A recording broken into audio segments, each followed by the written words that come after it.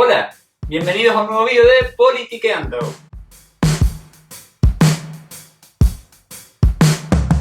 En las últimas semanas se han viralizado en las redes sociales numerosos vídeos relacionados con la ocupación ilegal de viviendas en España.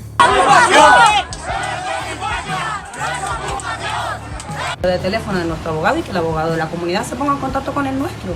Esto ha provocado la indignación de muchos internautas y la vuelta al foco del debate público de una lacra que afecta a miles de vecinos y propietarios de viviendas cada año. De hecho, la ausencia de una legislación contundente contra este asunto da lugar, en muchas ocasiones, a un calvario judicial que tiende a durar meses e incluso años antes del desahucio de sus artífices.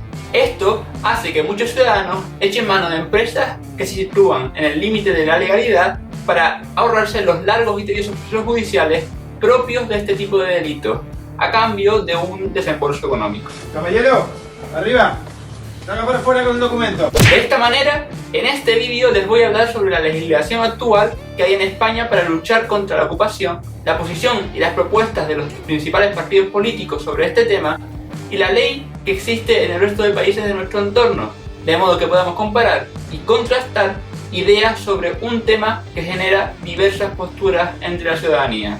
Pero antes, un poco de historia.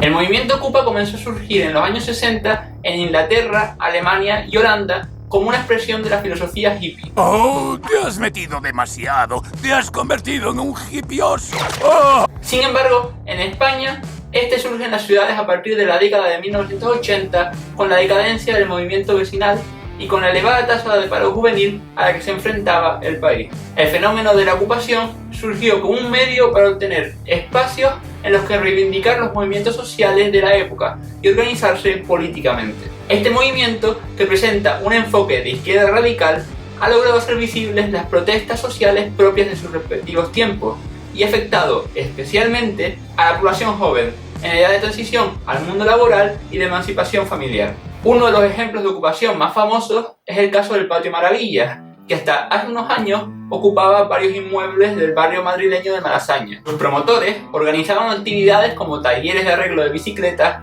yoga y proyectos de autoempleo. Sin embargo, esta visión más idealista de la ocupación contrasta con la realidad de que, en ocasiones, estos actos son llevados a cabo por mafias de la droga que ponen patas arriba el inmueble y acaban viviendo en condiciones de insalubridad, lo que afecta además a la normal convivencia entre los vecinos, así como grupos organizados que buscan una compensación económica a cambio de abandonar el inmueble. Paradójico, ¿no? En primer lugar, los datos son alarmantes. El número de ocupaciones ilegales conocidas por los distintos cuerpos y fuerzas de seguridad del Estado ha aumentado un 60% en 5 años. Además, al día se registran 41 ocupaciones ilegales. Y lo que es peor, este problema se ha intensificado durante la pandemia, con la mirada perpleja de ciudadanos propietarios impotentes contra lo que resulta un ataque a la propiedad privada. Ocupar una vivienda resulta muy sencillo. Tan solo hace falta dar una patada en la puerta y cambiar la cerradura. A partir de este momento, comienza el problema. Según el artículo 245-246 del Código Penal, la ocupación está castigada en España con penas que van de 3 a 6 meses de prisión y de 1 a 2 años si se produce con violencia. Sin embargo, las cosas no son tan sencillas en la práctica. En el caso de un allanamiento de morada, es decir, ocupar la vivienda actual y habitual de una persona física o jurídica, la justicia suele resolver con celeridad. Sin embargo, en el caso de la usurpación, es decir, quedarse con una casa vacía, el asunto es mucho más complejo. Si la policía actúa en un plazo de 48 horas, no es necesario dar una orden judicial para el desalojo. Pero si pasa más tiempo o los ocupantes cambian la cerradura, el domicilio pasa a ser inviolable para estos y solo se puede actuar con una orden judicial. Y lo que es peor, si el propietario legítimo trata de ejercer el desalojo por la fuerza, con un corte de suministro o con un cambio de nueva cerradura, por ejemplo, el propietario podría enfrentarse a una denuncia por allanamiento de morada o coacción, cuanto menos sorprendente. No, God, please, no, no! De hecho, en la actualidad, el desahucio de un ocupa puede durar hasta 2 años, dependiendo de la saturación judicial de las ciudades. Es evidente que la justicia acaba actuando y la ley se aplica. Sin embargo, el coste económico y los largos y tediosos procedimientos judiciales dejan patente la ineficacia de una legalidad que sobreprotege a los ocupas. Dicho esto, ¿qué es lo que propone cada partido contra esta lacra? Veamos.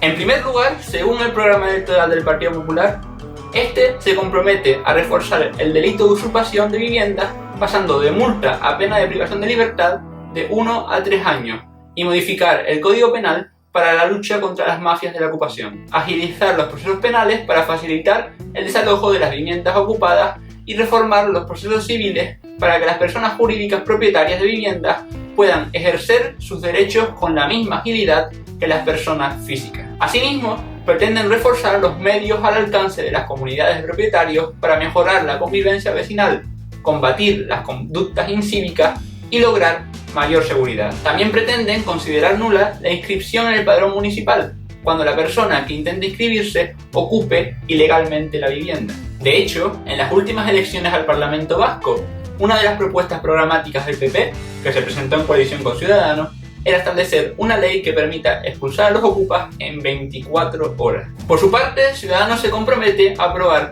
una ley contra la ocupación que promueva la recuperación inmediata de los inmuebles por sus propietarios y los juicios rápidos contra quienes vulneran la propiedad y dañan las convivencias. Además, legitimarán a las comunidades de vecinos para iniciar el desalojo de viviendas ocupadas en caso de inacción por sus titulares, así como endurecer las penas y luchar contra las mafias. Por otro lado, Vox defiende que los españoles podrán hacer uso de la fuerza proporcional para defender su hogar. Para ello, se ampliará el concepto de legítima defensa, de forma que los españoles que dispongan legalmente de un arma puedan usarla en situaciones de amenaza real para su vida, sin tener que enfrentarse a un infierno judicial, a penas de cárcel o a indemnizaciones a los familiares de los delincuentes que les asaltaron. ¡Déjalo! ¿Pero qué está haciendo, animal? ¡Se siente el callo! Además, pretenden tipificar la ocupación de viviendas como delito contra la propiedad privada y una reforma legislativa para que los ocupas sean expulsados en cuestión de horas de las viviendas donde han entrado. También pretenden que la participación en estas conductas ilegales les excluya de las ayudas sociales. En el otro costado del espectro político, el PSOE no incluyó ninguna mención en su último programa electoral a la lacra de la ocupación. Por su parte, Podemos no solo no incluye ninguna medida contra la ocupación, sino que además defiende prohibir los desalojos sin alternativa habitacional, de forma que en ningún caso se pueda realizar el desalojo o desahucio de personas y sus familias en situación de vulnerabilidad, sin que la administración competente garantice un realojo en condiciones dignas, ya sea en casos de impagos de alquileres o por ocupación motivada por la falta de vivienda asequible. Y ahora bien, ¿qué ocurre en el resto de Europa? ¿Cuál debe ser el espejo en el que mirarnos? Veamos. En Francia, ocupar una vivienda de manera ilegal es castigado con 1 año de prisión y una multa de 15.000 euros. Además, si el dueño denuncia en 48 horas, el propietario recupera su vivienda sin necesidad del permiso de un juez. Si han pasado más de 48 horas, se ha de presentar una denuncia y esperar a que el juez lo resuelva. No obstante, se suele resolver de forma muy ágil. En Alemania, ocupar pisos vacíos está penado con penas de cárcel de hasta 1 año o con una multa. Además, 24 horas es el tiempo que se tarda en desalojar un inmueble. Sin embargo, sí es verdad que la ley exige a los propietarios de pisos vacíos a rehabilitar los inmuebles.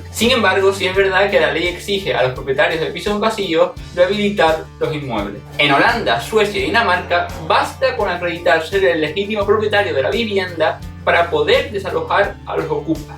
Tan sencillo como es. Finalmente, en el Reino Unido, ocupar una vivienda conlleva multas de hasta 5.000 libras, unos 6.000 euros, y penas de hasta 2 meses de cárcel. La ley permite a la policía entrar en una casa si tiene sospechas de que está siendo ocupada, sin necesidad de autorización judicial. La legislación española da lugar a que alcaldes como Xavier García Albiol, regidor de la ciudad de Badalona y figura firme contra la ocupación, tengan que intervenir con drones para que la Guardia Urbana pueda controlar más fácilmente las zonas calientes por la ocupación en la ciudad, de modo que puedan actuar con mayor celeridad y sencillez. En el extremo contrario se encuentra la alcaldesa de Barcelona, Ada Colau, que incluso ofrece talleres desde su ayuntamiento sobre consejos jurídicos para el éxito del allanamiento, lo que ha provocado que la ciudad condal se convierta en el paraíso de la ocupación en España. Pero vamos a lo importante. ¿Tú qué piensas? ¿Crees que se deben endurecer las penas en este tipo de delitos? ¿O por el contrario, crees que la legislación actual es suficiente o incluso debe ser más laxa? Deja tu opinión en los comentarios y nos vemos en el próximo vídeo. Hasta entonces, un saludo.